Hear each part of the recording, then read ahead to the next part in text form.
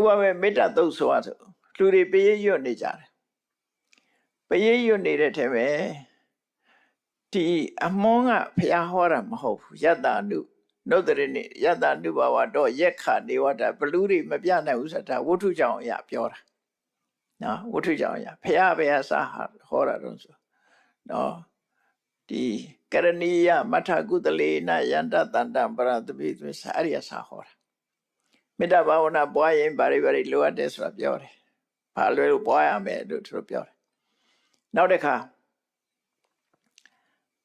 မာတာယထာနိယံဗုဒ္ဓမာယုတဧကဗုဒ္ဓမနုရခေဧဝံပိသဗ္ဗဗုတေတုမာနတံပဝေအပရိမာဏံမေတ္တာသုတ်ဟာဒီထဲမှာရွတ်ပါလို့ပြောတာမပါဘူးမရွတ်ရဘူးလို့ပြောတာမဟုတ်ဘူးနော်တလွဲသဘောမပေါက်နဲ့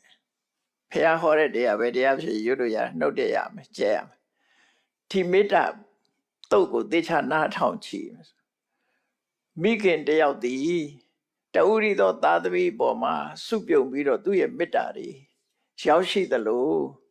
တန်တဝါတွေပေါ်မှာအဲ့လိုမေတ္တာပွားနိုင်အောင်ကြိုးစားပါလို့ခေါ်တယ်အဲ့ဒါဒီမေတ္တာသုတ်လေးတွေရွတ်ပြီးတော့ပြီးနေတယ်ဆိုလို့ရှိရင်ဒါလိုရင်းမရောက်သေးဘူးလိုရင်းမရောက်ဘူးဆိုတာသိဖို့လိုတယ်လောက်တာမလောက်တာပြောတာသူဘုရားဟောတာဘာအတွက်တုံးဆိုကြည့်လေဘာဝေအပရိမာဏအတိုင်းတာကန့်သတ်မရှိတဲ့မေတ္တာတရားကိုဖြစ်အောင်လုပ်ပါလို့ဘုရားဟောတယ်အဲ့ရိုးရုံနဲ့ပဲရနေလို့မရဘူးမြတ်စွာဘုရားမေတ္တာပွားခိုင်းတာမေတ္တာသုတ်ဆိုတာနော်အလုံးကဘုရားတရားတော်တွေကဘာလို့ရမယ်ဆိုတာပြောထားတာဒီကျွဘာလို့ရမယ်ဆိုတဲ့လုပ်ငန်းသဘောထီအောင်မရောက်ဖ ೇನೆ ဒီတာမန်လေးနဲ့တင်ရနေသေးလို့ရှိရင်ဒါလမ်းမဆုံးဘူးအကျိုးလည်းအပြည့်စုံရမှာမဟုတ်ဘူးမရနိုင်ဘူးအကျိုးပြည့်စုံမရနိုင်ဘူးဒါမေတ္တာသုတ်ရွတ်လို့အန္တရာယ်မကင်းဘူးလို့ပြောတာမဟုတ်ဘူးသို့တော့သူလုပ်ရမယ့်အလုပ်ကိုမြတ်စွာဘုရားမင်းရွတ်ရင်တစေသေးရည်ကြေးပြီးမင်းအဲ့ဒါလို့ဆိုရင်လုံလောက်တယ်လို့ပြောတာမဟုတ်ဘူးဖေဟာမေတ္တာပွားပါလို့ပဲပြောတာနော်ရွတ်ပြီးတော့အထိပ္ပယ်အရာကိုလုပ်ရမယ့်အလုပ်ကိုလုပ်ဖို့လိုတယ်ပေါ့မလုပ်ဘူးဆိုလို့ရှိရင်ဒီစာဆိုတဲ့အတိုင်းလိုက်တာလို့ပြောလို့မရဘူးအဲ့တော့မေတ္တာသုတ်ရွတ်ရင်အနေမကင်းဘူးလားဆိုကင်းတဲ့လောက်တော့ကဲမှာပေါ့ဘာကြောင့်အနေကင်းတာတော့ဆိုကိုကမေတ္တာပွားတယ်နောက်တစ်ခါဘုရားဟောတော့ကမေတ္တာသုတ်ကိုနားရတဲ့နတ်တွေပါတွေကနေပြီးတော့နတ်ကောင်းနတ်မြတ်တွေကနေပြီးတော့လာရောက်ပြီးတော့လှချင်းချင်းတရားနာကြတယ်တရားနာတဲ့အခါ automatic ပဲသူတို့ကြောင့်မလို့ဟိုတစေသေးရကြောက်သွားကိုကြောက်တာမဟုတ်ဘူးတခါတလေအဲ့လိုပါရှိတယ်နော်ကိုကြောက်တဲ့ထင်နေတာကိုကြောက်တာမဟုတ်ဘူးအဲ့တော့ကိုကဒီမေတ္တာသုတ်ကိုရွတ်လိုက်တဲ့အခါဘုရားတရားတော်ကိုမျက်နှိုးကြတဲ့နတ်တွေလာပြီးတော့နာကြတယ်သူတို့နာတာနဲ့ဟိုကောင်တွေပြေးကုန်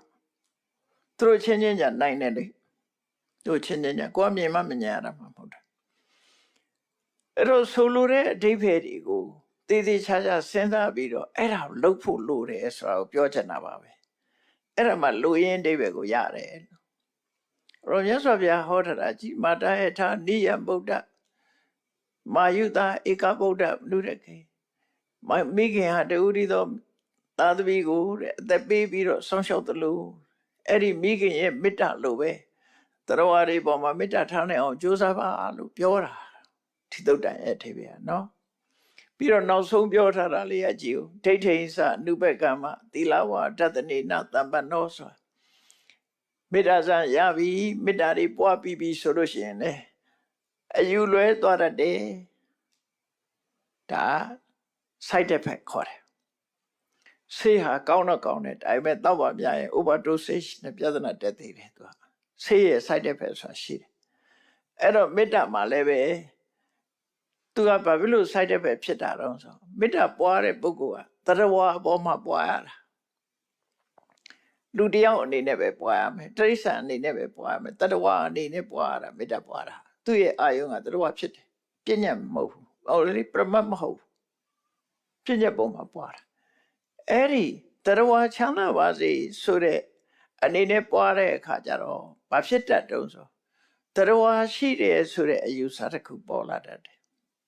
အဲ့ဒါလွဲမှာမှုပဲ အဲ့ဒါလွယ်မှာမှုကိုမရောက်ပါစေနဲ့ဝိပဿနာတရားအထုတ်တော့မယ်ဆိုရင်တရဝါရှိတယ်ဆိုတဲ့အတွေးမလွဲမှာပါစေနဲ့အဲ့ဒါကိုဒိဋ္ဌိစအနုပက္ခမှာတရဝါဆိုတာကိုဖျောက်လိုက်ပါမေတ္တာစိတ်ကိုပဲပြောင်းပြီးတော့ဝိပဿနာရှုလိုက်ပါရှုလိုက်တဲ့အခါမှာဒိဋ္ဌိစအနုပက္ခမှာဆိုအဲ့ဒါတရဝါကိုဖျောက်ထားလိုက်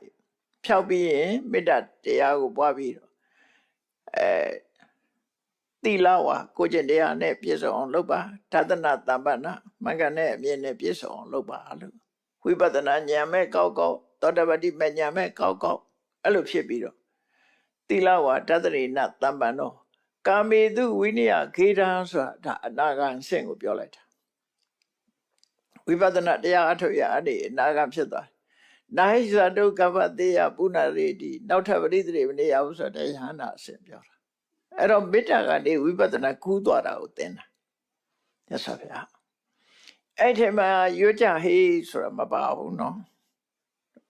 ဒါမရွတ်ရဘူးလို့မပြောပါဘူးရွတ်ပြီးတဲ့အခါအဓိပ္ပာယ်စဉ်းစားတဲ့အခါဘုရားဘာခိုင်းတာလဲရွတ်ခိုင်းတာလားကျင့်ခိုင်းတာလားအဲ့တော့ကျင့်ခိုင်းတယ်ဆိုကျင့်အဲ့တော့ပြောရပေါ့မိုးကုတ်ဆရာကြီးပြောတဲ့စကားလဲဒီအဓိပ္ပာယ်ဖြစ်မယ်တောက်ဆေးကိုလိမ့်ဆေးလုပ်နေကြတာဆိုပြီးတော့ပြောတဲ့စကားလေအဲ့တော့တောက်ဆေးကတောက်ကိုတောက်အောင်ပါလေလိမ့်တဲ့ဆေးဆိုလိမ့်ရမှာမတော့အောင်အဲ့သူဟာနဲ့သူ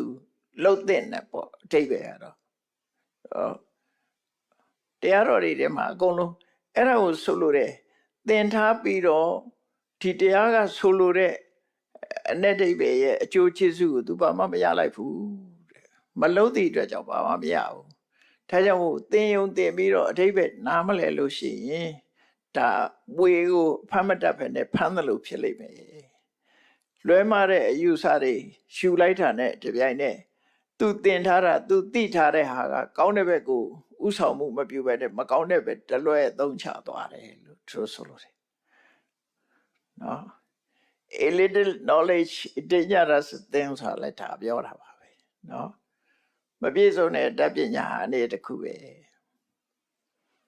တော့မြတ်စွာဘုရားဟောတဲ့တရားကိုသူကသူမသိလို့ရှိရင်လေလွဲမှားတဲ့ဘက်ကိုသုံးချသွားတယ်အဲ့ဒါကိုလက္ခဏုပမတုတ်ကအဲ့ဒါကိုလည်းထည့်ပြီးတော့ဟောတာပဲဖြစ်တယ်